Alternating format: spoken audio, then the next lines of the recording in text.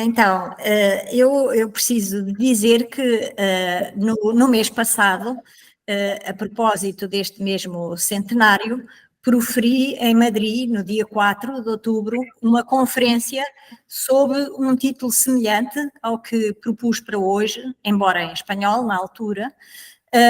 porquanto a tese que defendo é a mesma. A tese que vou defender é a mesma. O livro centenário que celebramos, e dá até título a este colóquio, não só alerta para o valor filosófico da razão vital, como abre caminho à explicação das experiências humanas através de categorias da sua própria historicidade. E nessa medida é já o esboço da filosofia da razão histórica que Ortega irá consolidar nas décadas seguintes. O tema de Nuestro Tiempo tem, portanto, bastante relevância e o autor mostra nele a convicção de se encontrar numa etapa histórica de profunda transformação filosófica, usando um tom de quem aspira com todas as suas forças a esse tipo de transformação. O que Ortega aponta no último apêndice do livro, referindo-se às tendências subjacentes à teoria de Einstein como indícios de uma nova sensibilidade, e diz, é uma nova sensibilidade antagónica à prevalecente nos últimos séculos, é uma espécie de remate do discurso anterior do livro, em que sublinha a sua convicção não só de ser testemunha, mas também protagonista de um novo tempo. Os primeiros destinatários, julgo que isso é sabido, da parte inicial do livro, foram os alunos do curso universitário que Ortega apresentou em 1921-22 na Universidade Central de Madrid e, sem dúvida, alguém que era já reconhecido nessa altura como professor de metafísica, terá tido os seus jovens ouvintes como uma ocasião para expor com entusiasmo os primeiros frutos maduros do seu pensamento raciovitalista. Este é um aspecto que, para quem ensina em termos universitários, é sempre interessante ter junto dos seus alunos a possibilidade de apresentar algo que está a consolidar-se, que tem um caráter originário. Bom, meses mais tarde, o filósofo alargou o universo de destinatários desse pensamento, desse seu pensamento, alargou-o aos leitores do jornal El Sol, antes de finalmente publicar o texto mais extenso na editorial Calp, é aquela versão que no sítio da Cidade Futura está já disponível para quem o visite, essa versão mais extensa, acompanhada dos apêndices El ocaso de las revoluciones e El sentido histórico de la teoria de Einstein. Em 1923, portanto, o autor assume claramente dar um passo em frente na sua trajetória pública de filósofo. Poderia parecer um pouco estranho o facto de, 10 anos depois, numa carta dirigida em maio de 1933 à tradutora Ellen Weil, à sua tradutora em alemão, o facto de aí ter nessa carta manifestado hesitação em publicar na Alemanha o seu já assim conhecido Herausgabe unserer Zeit, e isso dá-nos um pouco que pensar, pois se o livro em Espanha representava já, fora dos espaços mais confinados do mundo universitário, por um lado, e dos escritos jornalísticos, por outro, uma etapa acrescida, digamos assim, de afirmação do autor de Meditaciones del Quijote, o que é que justificaria as reservas quanto à sua divulgação continuada em alemão. E nessa carta, Ortega chega mesmo a escrever à sua tradutora que a ideia fundamental do livro fica fora dele, está fora dele. Considera que o livro é apenas a introdução a essa ideia, diz ser uma espécie de uma antecâmara ou uma antessala. O que é certo é que o filósofo espanhol, em El tema de nuestro tiempo, parte já do conceito de geração, um conceito tão decisivo para o desenvolvimento da sua compreensão do caráter histórico da vida humana. No entanto, é verdade que nesse período, e até ao final da década de 20, está sob influência de Nietzsche e da teoria de von Uexküll, o que conferiu às suas exposições um certo biologismo que só com a consolidação das suas concepções da relação entre vida e razão se foi cada vez mais matizando e transformando numa inconfundível filosofia da razão histórica. Mas o nível representado por El tema de nuestro tiempo, embora Ortega o tenha considerado mais tarde como uma mera antecâmara do seu pensamento maduro, já permite encontrar, desde logo, encontrar sinais de uma maturidade e de uma singularidade importantes que se podem descobrir por detrás da invocação da mudança da sensibilidade ocidental para legitimar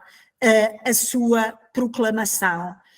do imperativo de atender à razão vital em todas as esferas humanas.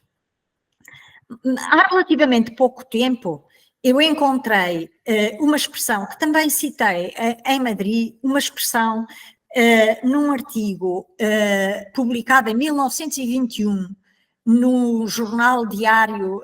português, Diário de Lisboa, uma frase que terá sido dita por Almada Negreiros numa sua conferência, que é esta, vou reproduzir. Reparem nos meus olhos,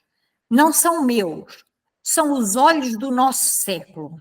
É verdade que Almada Negreiros era um autor um pouco excêntrico, muitíssimo genial, mas muitíssimo excêntrico, e parece-me a mim que, tal como o português Almada Negreiros escreveu em 1921 esta frase, também Ortega se podia sentir em 1923, portanto, a quando da publicação de El tema de nuestro tiempo, como o porta-voz de uma missão supraindividual, no horizonte da qual situava as suas próprias propostas filosóficas. Portanto, o recurso à ideia de gerações parece-me a mim servir o duplo propósito de identificar o que é distintivo da sua geração e o papel que nessa geração queria desempenhar. A definição que ali encontramos de geração como, vou parafrasear, como um novo corpo social íntegro com a sua minoria seleta e a sua massa, a sua multidão, que foi lançado no âmbito da existência com uma trajetória vital determinada e a respeito da qual também diz consiste numa sensibilidade peculiar. Se cada geração tem estas características para o Ortega de El tema de nuestro tiempo, naturalmente que lhe importava não trair a vocação correspondente, começando por delimitar, em primeiro lugar, o tema essencial do seu tempo. A distinção entre épocas de filosofia pacífica e épocas de filosofia beligerante com que o livro abre e a afirmação imediatamente seguinte de que a época que se iniciava então era do segundo tipo, ou seja, que aspira à superação radical do passado, apontavam desde logo para o esforço de pensar de maneira inovadora. É esta uma das razões porque depois, comprovável ao longo de toda a obra de Ortega, me parece muito feliz a escolha do nome deste autor como um dos filósofos inovadores pela cidade futura. Mas voltando à ideia, portanto, esta distinção entre épocas de filosofia pacífica e épocas de filosofia beligerante, e a afirmação de que a sua época é do tipo das que aspiram à superação radical do passado, apontavam para um esforço de pensar inovadoramente, desinteressando-se de dilemas antiquados e compreendendo a situação atual. Deixem-me apresentar em breve 2 ou 3 linhas traduzidas que dão a entender este tom adotado por Ortega em El tema de nuestro tiempo. Tinha 40 anos e escreveu: não é admissível que as pessoas, obrigadas pelas suas condições intelectuais relevantes a assumir a responsabilidade do nosso tempo, vivam como as vulgares à deriva,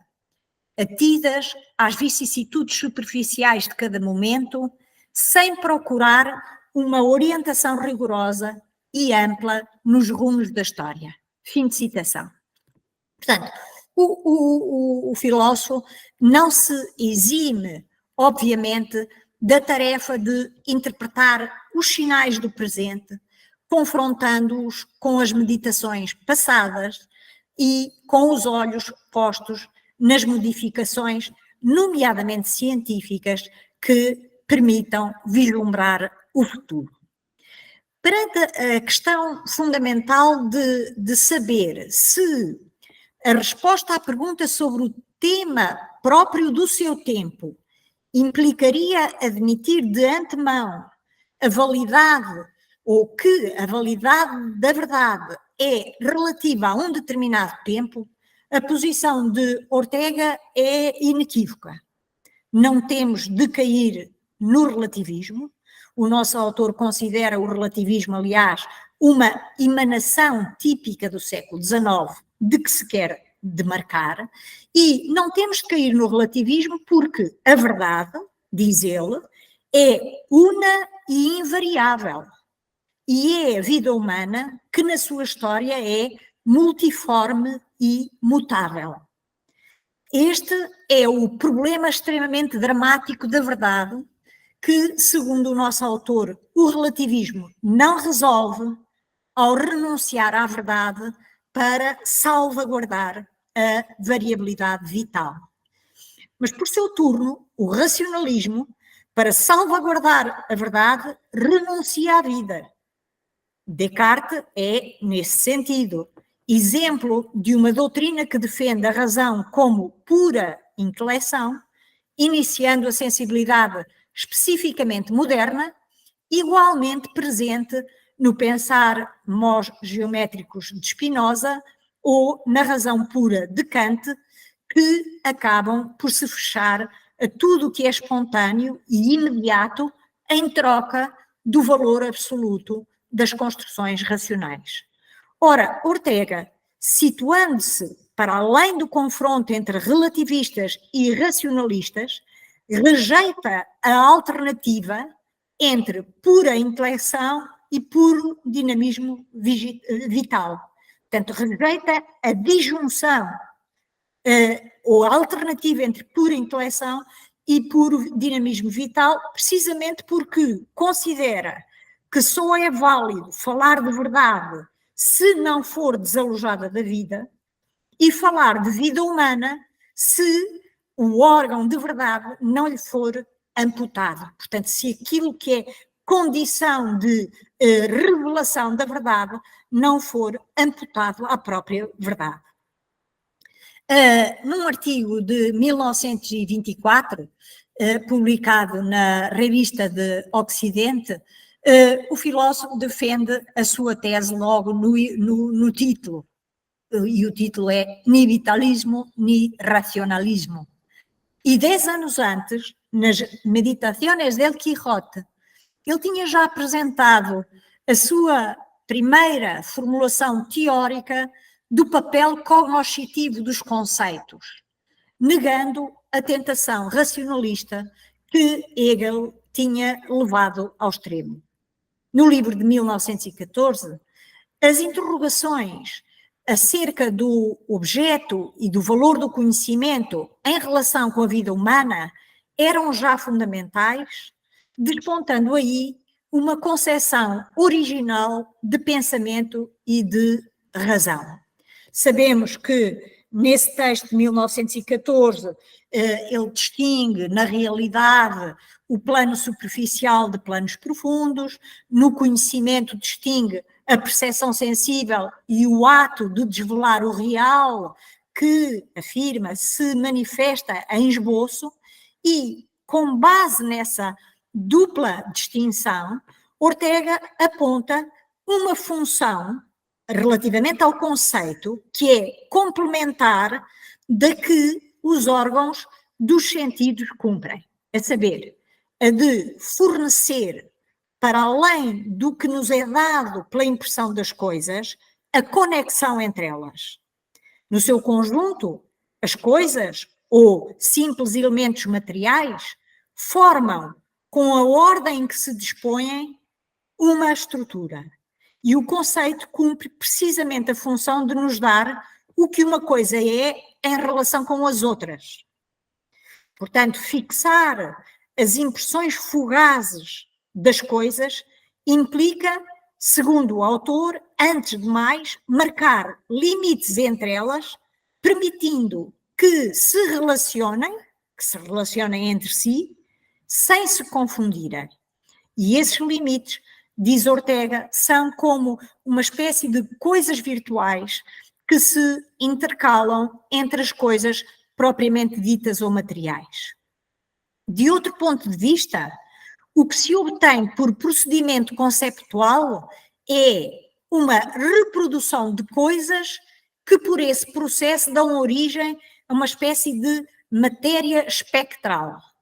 No entanto, operar assim não prescinde da impressão sensível, e o que se produz não é nada substancial. Alerta, aliás, desde o início para os riscos racionalistas, ironizando. O autor chega a dizer que a ninguém, no seu perfeito juízo, lembraria ou correria trocar a sua fortuna em coisas por uma fortuna em espectros. Em suma, por isso, ele considera inútil tomar o conceito como algo destinado a suplantar as coisas materiais e usa duas expressões que 9 anos mais tarde se tornariam as ideias centrais de El tema de nuestro tiempo, porque realmente é em Meditações del Quijote que nós encontramos estas duas expressões que vos vou citar traduzindo livremente. Uma diz: a razão não pode, não deve aspirar a substituir a vida, e uma outra é apresentada sob a forma de uma exclamação, e é esta: como se a razão não fosse uma função vital e espontânea da mesma linhagem que o ver ou o palpar. A reflexão sobre o conceito nas Meditações del Quijote fornece uma primeira base para as posições que Ortega desenvolverá na sua obra de 1923, na medida em que esclarece que a missão do conceito não é assegurar todo o conhecimento e, em suma, identificar-se com a realidade, mas reter da coisa o esquema, também designa por a forma ou os limites em que a coisa se inscreve com as suas características materiais. Estas, por sua vez, estariam condenadas à transitoriedade das impressões sensíveis se não houvesse outro meio para apreender as coisas e as relações entre elas. Embora a sensação seja insubstituível na sua função de nos dar impressões das coisas, ela não nos dá precisamente as coisas, porque para isso é necessário ter uma visão completa delas, que cabe aos conceitos procurar assegurar. E, distanciando-se ao mesmo tempo de racionalistas e irracionalistas, Ortega retira da sua teoria do conceito a conclusão de que nem tudo é pensamento, mas sem ele nada possuímos plenamente. Em El tema de nuestro tiempo, o filósofo afasta-se ainda mais do neocantismo de Marburgo e, sensível, como vos dizia antes, à linguagem da biologia, afirmará o pensamento como uma função vital, inclusivamente comparável à digestão ou à circulação do sangue. Ortega exige, sobretudo, que os fenómenos intelectuais sejam tomados na sua dimensão vital, tal como os fenómenos sensíveis, os volitivos, os estéticos ou os religiosos, nos quais em comum descobre um duplo caráter. Dirá, por um lado, são produto espontâneo do sujeito vivente e têm a sua causa e o seu regime próprio no indivíduo orgânico. Por outro lado, trazem em si a necessidade de se submeterem a um regime ou lei objetivos.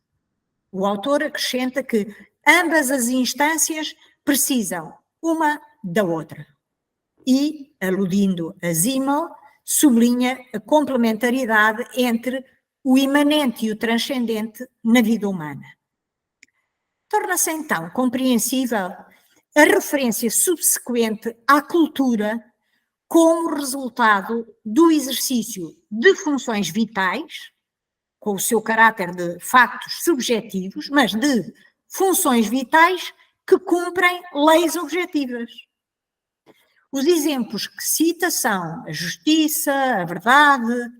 o bem, a beleza, como produtos com consistência transvital, isto é, que integram a chamada vida espiritual, transcendendo o plano da vida espontânea, sem romper com esta os laços profundos que as ligam. Ortega distingue, pois, entre funções orgânicas e funções culturais e alerta contra o culturalismo. Notem que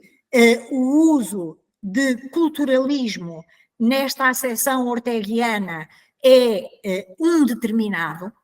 Sei que, por exemplo, relativamente a muitos autores brasileiros, falamos no culturalismo em várias perspectivas, várias tendências culturalistas, e não há propriamente uma acessão pejorativa de culturalismo, mas neste contexto o alerta de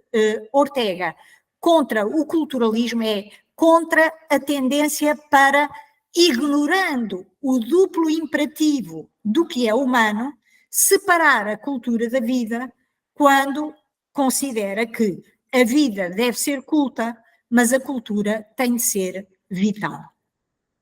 E uma meditação semelhante deve ser feita a respeito da razão, que na tradição ocidental foi sendo purificada ao longo dos séculos até desembocar numa disjunção da vida.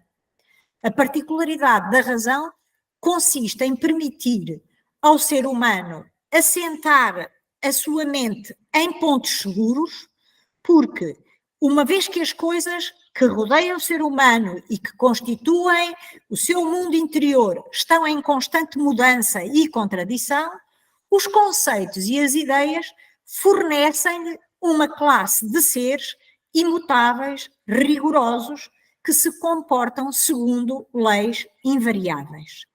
Estas virtudes dos seres de razão são referidas por Ortega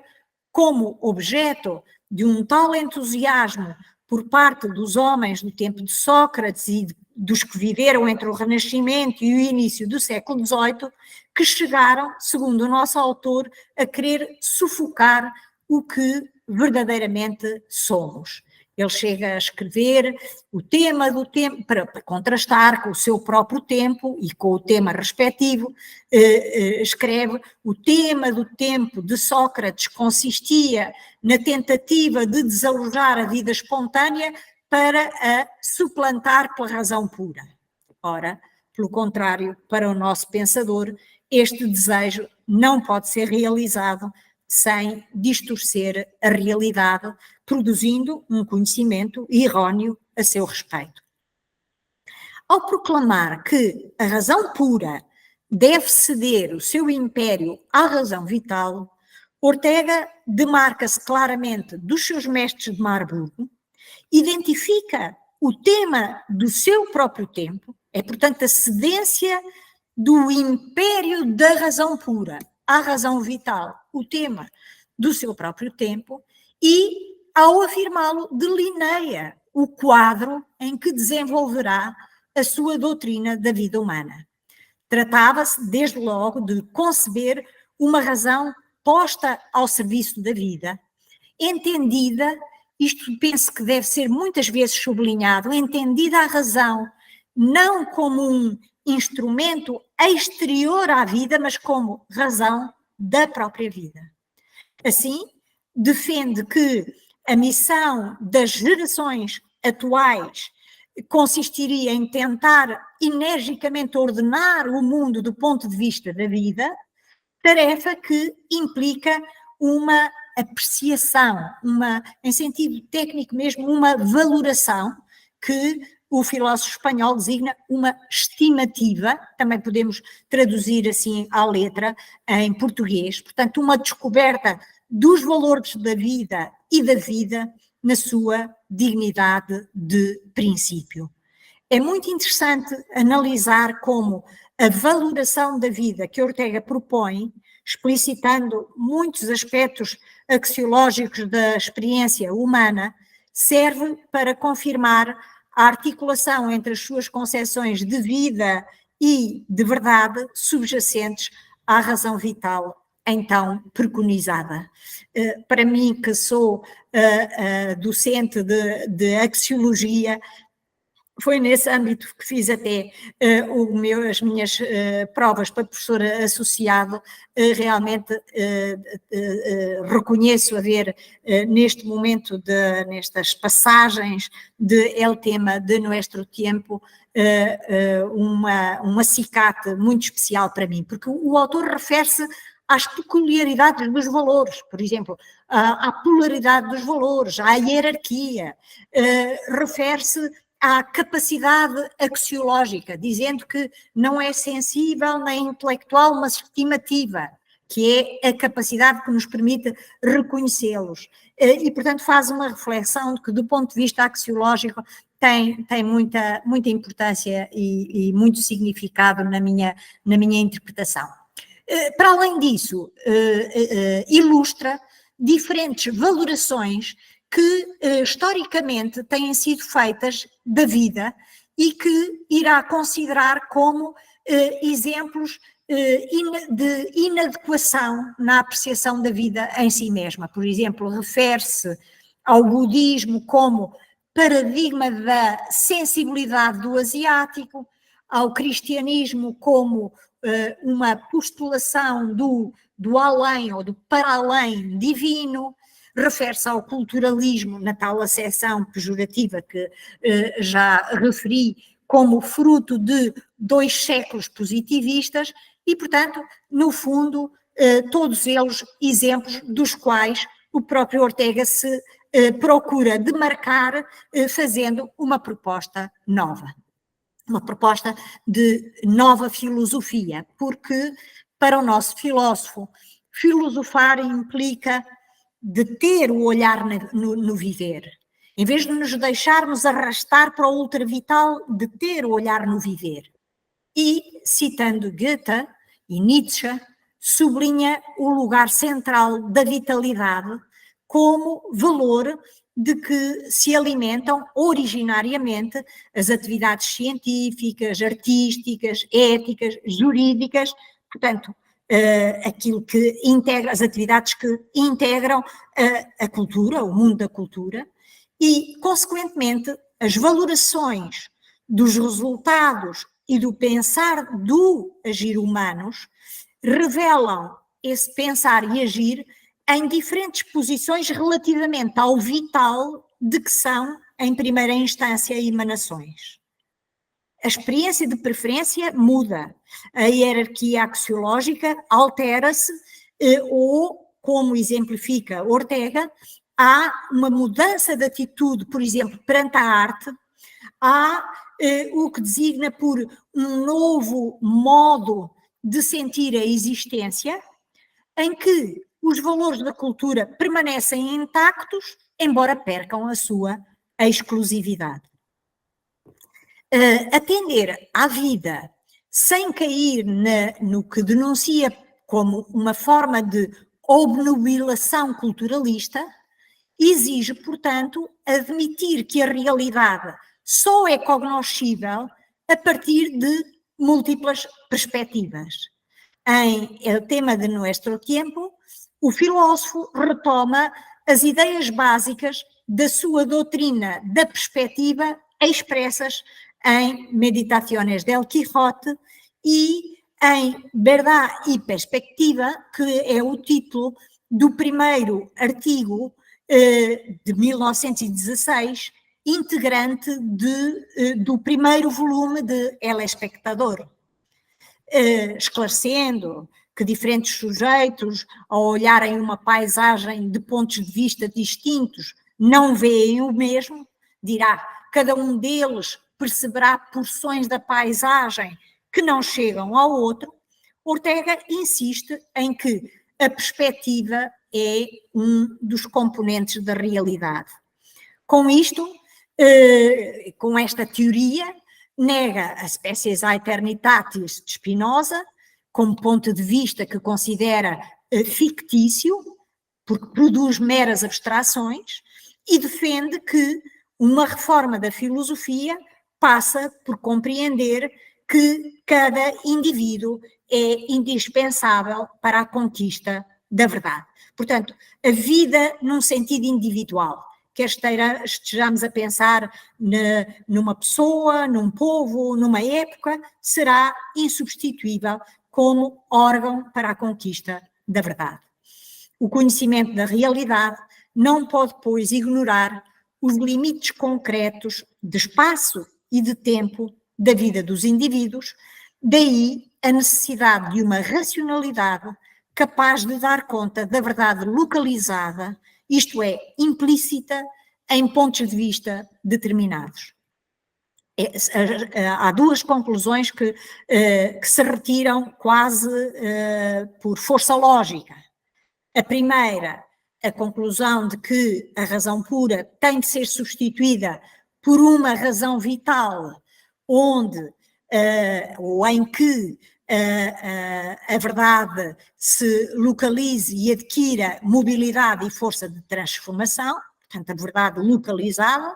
e outra, a de que cada indivíduo é um ponto de vista essencial.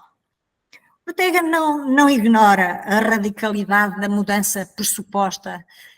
na dignificação da peculiaridade de cada vida humana como ponto de partida de uma filosofia à altura dos tempos, do seu tempo.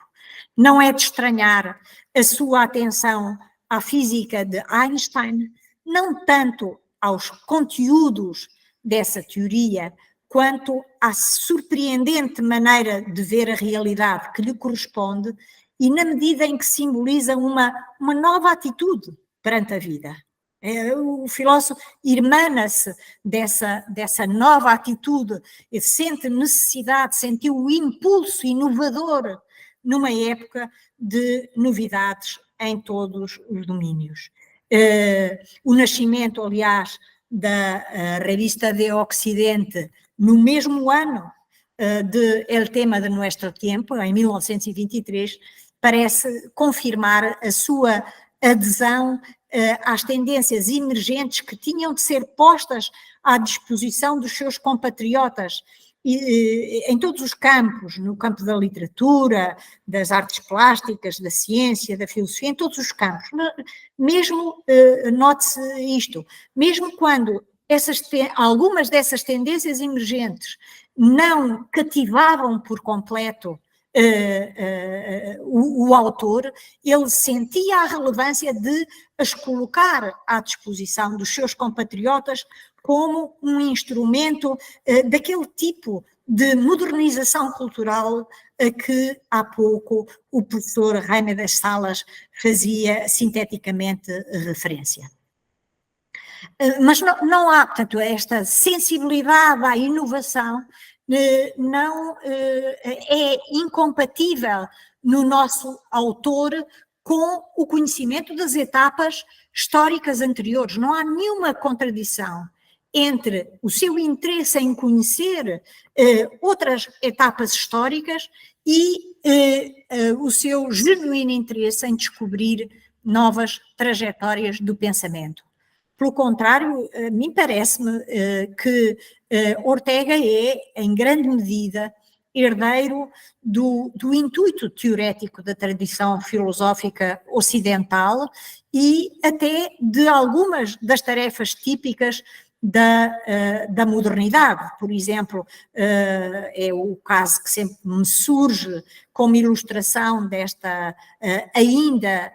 herança de algumas dessas tarefas, por exemplo, as suas concepções educativas,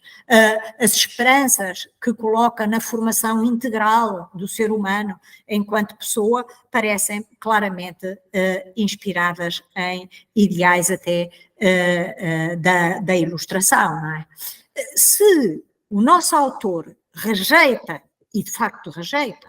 as doutrinas racionalistas, é porque elas negligenciam, e é na medida em que negligenciam a realidade humana, desconsiderando a busca de categorias adequadas para compreender a vida individual no encadeamento de crenças, de usos, de ideias, de projetos de sociedade. Portanto,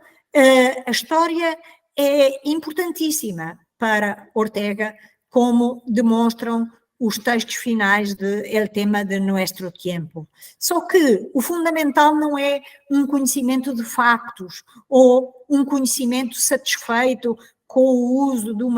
uma terminologia rebuscada, tecnicizada, se quisermos assim adjetivar. O fundamental para o autor é perceber a historicidade da vida.